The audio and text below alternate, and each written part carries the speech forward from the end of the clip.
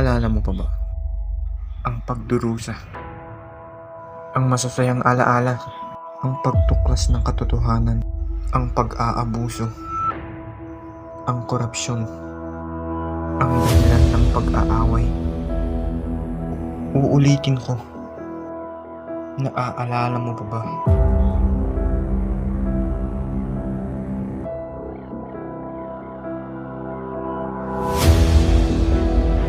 13 taon na ang nakalipas at naaalala ko pa rin ang nakaraan. Puno ng galit at paghihiganti ang aking nararamdaman. Ito na ang pagkakataon ng aking paghihiganti at para na rin sa mga taong aking naging kakampi.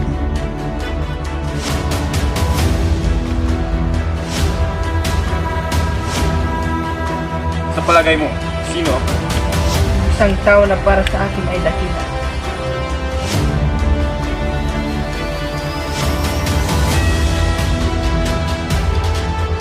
Wala na ang mag-aalahan! Ngayon, simulan na natin ang bagong buhay ni Crisostomo Ibarra.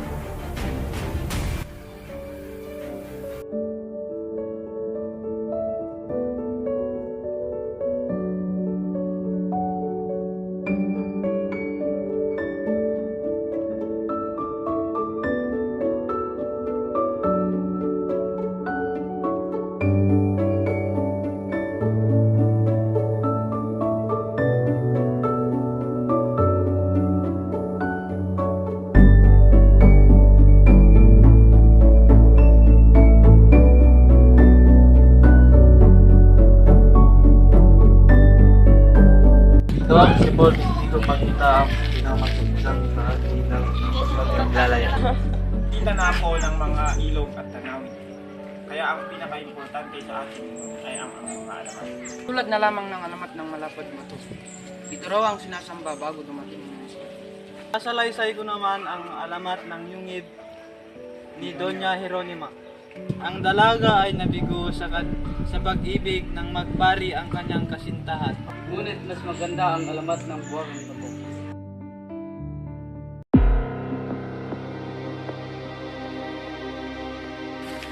May maitutulong po ba ako? Sa palagay mo, sino? Isang tao na para sa akin ay dakila.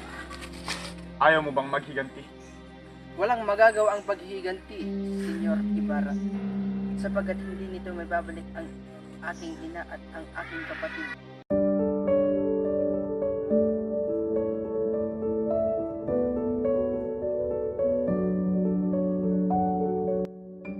Lolo, ako na po ay tutungo sa aking trabaho.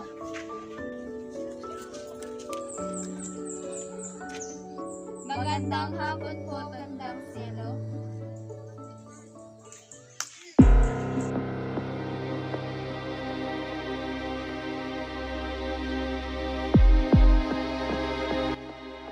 Kabesang Tales, narito ako upang mangbenta ng mga alahas. Ipagpaumanin mo, ngunit wala akong pera.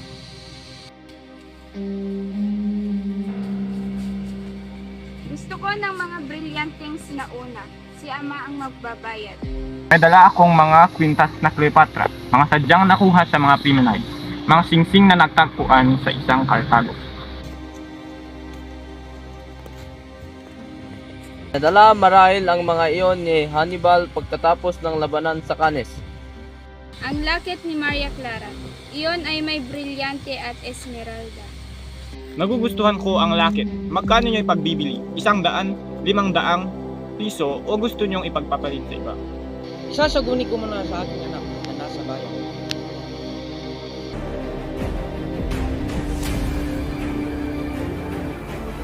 Ano, Placido Penitente, kumusta na? Nagkapang-aliw ka ba ng mabuti? Nangyari ba? Ikaw? Tapos akong nasisihan, akalain mo baka anyayahan ako ng oras at yahin na doon namamahinga. Aba, napaunlak ako. Kilala mo siya marahil.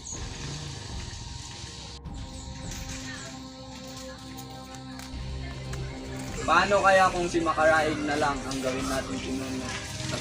Isagali, kamusta na ang iyong amain? Maayos naman po ang kanyang pagawal. Mabuti naman kung gano'n.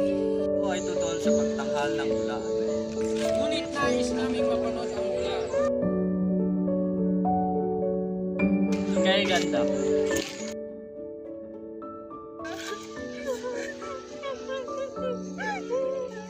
Narinig niyo po ba ang mga sabi-sabi?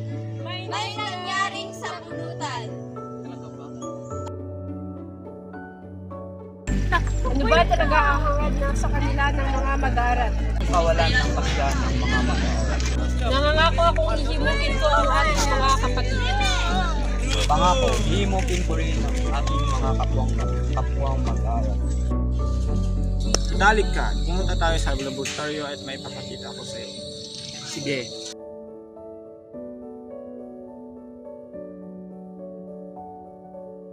Minsan na dahil ako ipapahuli ng aking asawa. Hindi ikaw ang ipapahuli kundi si Simon. Pasensya na, Padre.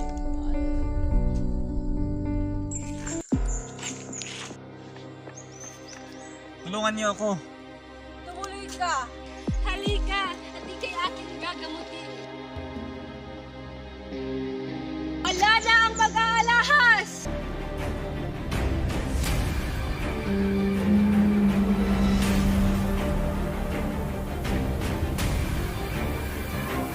Lakit ni Maria Clara.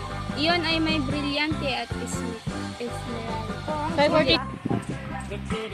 Ang dalaga ay nabigo sa pag-ibig.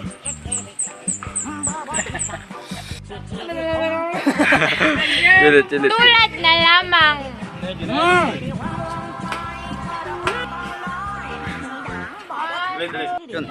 Ito ang sibot. Oh, nice!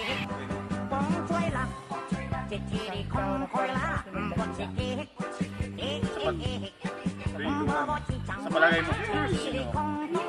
Hoy! 5, 4, 3, 2, 1. Action! Action! I-action! Sa palagay mo.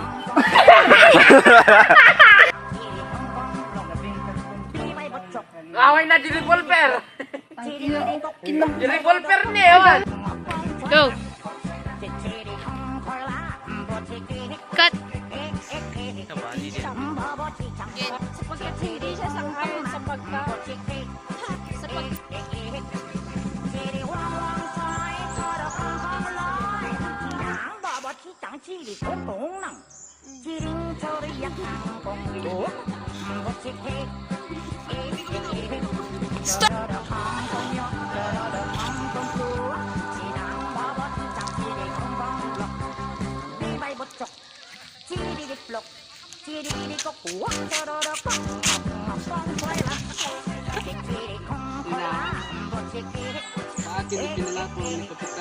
Tutuan, go, action.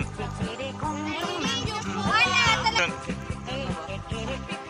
Go. Oh! Go. Yakan! Go.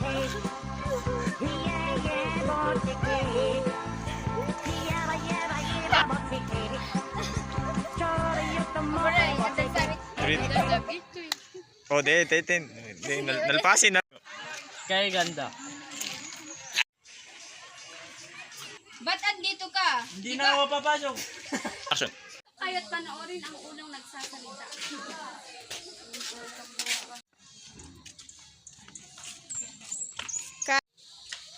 Nga sa kanya.